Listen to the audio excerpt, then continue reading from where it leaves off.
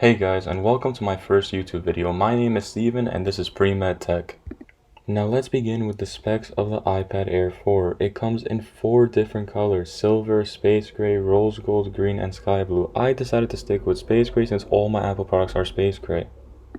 But the most notable difference between the iPad Air 3 and the iPad Air 4 is the screen size, which is now 10.9 inches compared to 10.5 inches. And for students taking notes, this new display makes it feel like the iPad Pro experience. It also comes with Touch ID in the power button. The new A14 chip in this iPad is the same one found in the iPhone 12, and with the benchmarks released seems very fast and powerful.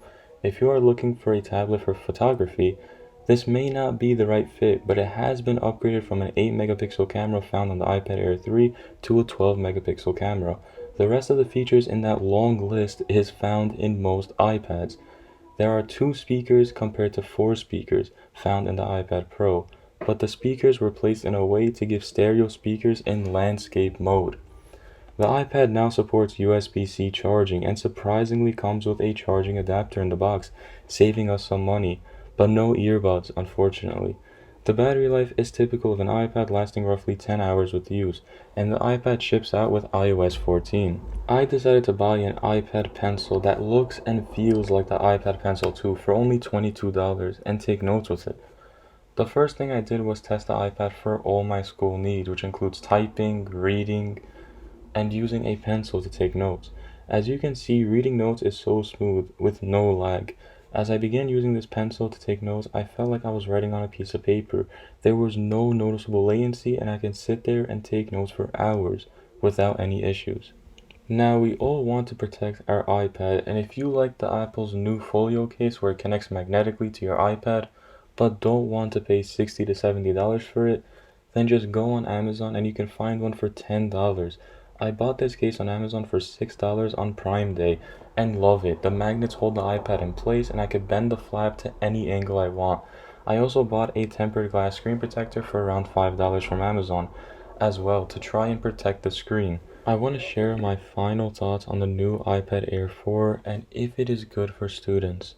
After using this iPad for a couple of hours, using it to take notes on Notability, or looking at the markets, or surfing the web, I found it to be pretty fast compared to my old iPad 7th Gen. This iPad is very portable and has a very good amount of screen for students. Now, most students love to multitask. Now, what I did was I took notes from my textbook, or edit notes from my textbook, remove notes from my textbook, and was able to do that while also opening up Notability. Now, having that for a student is very important. Sometimes you want to open up a YouTube video, you want to open up your notes, your textbook, you want to be able to do more than one thing on the iPad. And having a small screen makes it hard to do that. So having a 10.9 inch screen is a perfect size. It's not as big as the iPad Pro, but it's just enough screen to get your work done for a decent price.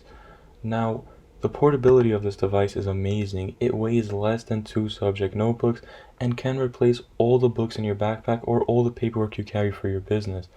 I also love using the iPad for school because it keeps me organized and I never have to worry about losing my notes. If you are a student who has some extra cash to burn and is looking for a tablet they can use for the next 5 to 7 years, I believe the iPad Air 4 is for you. If you're tight on cash and need a good tablet, I would recommend the iPad 8th Gen.